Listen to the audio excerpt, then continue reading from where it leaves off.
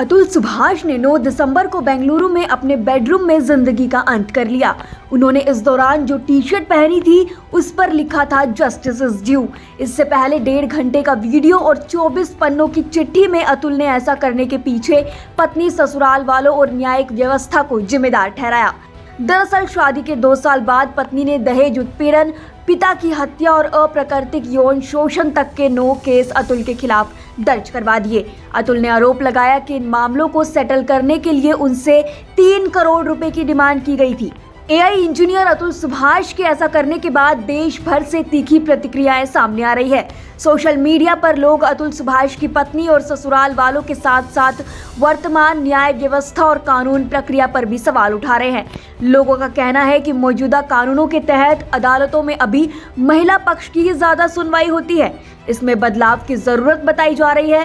इन सबके बीच अतुल सुभाष के वकील दिनेश मिश्रा का बयान भी सामने आया है, जिसमें उन्होंने कहा कि इस पूरे प्रकरण में कोर्ट की कोई गलती नहीं है। उनके इस बयान के बाद हर कोई हैरान रह गया है। वरिष्ठ अधिवक्ता दिनेश मिश्रा ने मीडिया से बातचीत में बताया कि अतुल सुभाष की पत्नी ने उस पर मेंटेनेंस का मुकदमा किया था। बेंगलुरु में कार्यरत अतुल की इनकम 84,000 रुपए प्रति माह, जो कि एक अच्छी इनकम है, और उसकी पत्नी भी दिल्ली में अच्छा पैसा कमा रही थी। कोर्ट ने सभी पहलुओं को देखते हुए बच्चे के लिए 40,000 रुपए प्रति माह मेंटेनेंस का आदेश दिया। पत्नी के लिए नहीं किया। यह सही आदेश था। लड़की जब कमा रही है और अपना खर्च चलाने में सक्षम थी तो उसके लिए कोई ऑर्डर नहीं किया गया। यह 40,000 रुपए का आदेश शायद अतुल सुभाष को ज्यादा लगा। यदि इस आधार पर उसने सुसाइड किया है तो इसमें कोर्ट की कोई गलती नहीं है। उन्होंने कहा कि यदि ऑर्डर गलत भी हो तो उसके खिलाफ अपील का रास्ता है। यह ना करके खुद की जान ले लेना बेहद दुर्भाग्यपूर्ण और दुखद है।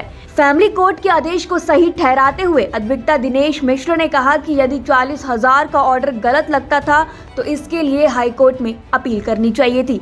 उन्होंने बताया कि जुलाई में ये केस डिसाइड हो गया था, तब से वे लोग यहाँ नहीं आए हैं। वरिष्ठ अधिवक्ता ने कहा कि यदि अतुल सुभाष के साथ कोई और बात हुई हो, उन्हें किसी और तरह से प्रताड़ित किया गया हो, तो इसका अदालत से कोई लेना देना नहीं है। इसमें कोर्ट की कोई गलती नहीं है। उन्होंने कहा कि पति पत्नी के बीच विवाद में उनके बीच में क्या चलता है ये जानना बड़ा कठिन होता है। यहाँ तक कि दोनों के अभिभावकों के लिए सारी बातें जानना कठिन होता है। इस मामले में क्या हुआ, उसने ऐसा क्यों किया, ये हम लोगों की समझ से परे है। ये बिल्कुल हो सकता है कि उससे कोई सुलह करने के लिए कोई विशेष डिमांड की गई हो, जिससे वह समय रहा हो, उसे ब्लैकमेल किया जा रहा हो।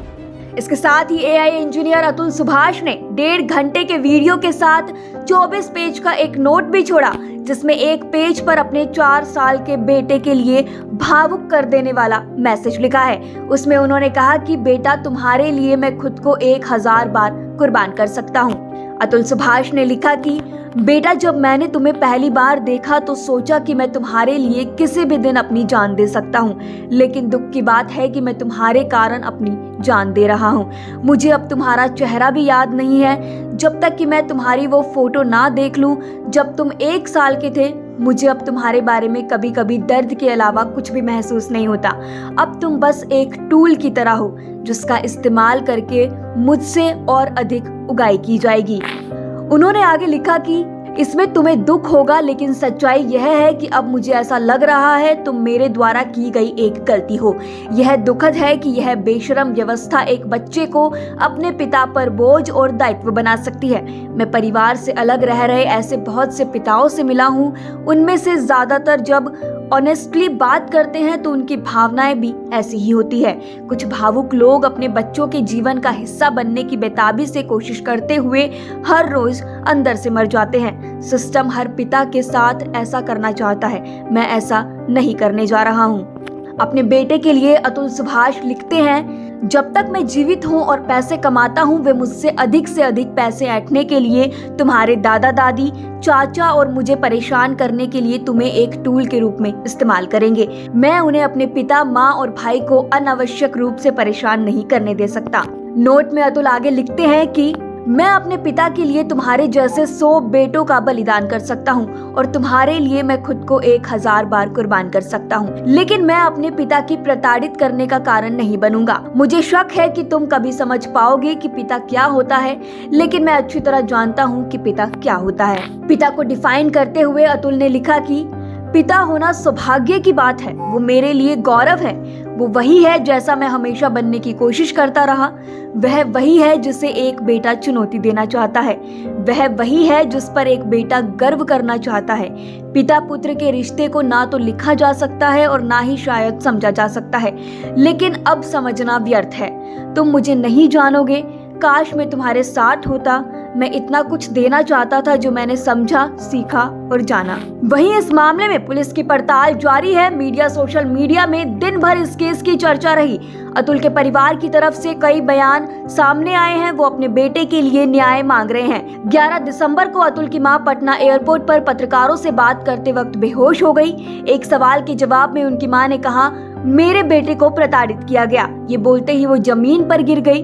पटना एयरपोर्ट पर पहुंचने के बाद जब उनके पति पत्रकारों से बात कर रहे थे तो वो रोते रोते बेहोश हो गई। बेहोश होने से ठीक पहले अतुल की मां बेतहाशा रोते हुए कह रही थी, उसे इतना प्रताड़ित किया जाता था कि वो हमसे ये बात छिपाता था। वो नहीं चाहता था कि हम परेशान हों।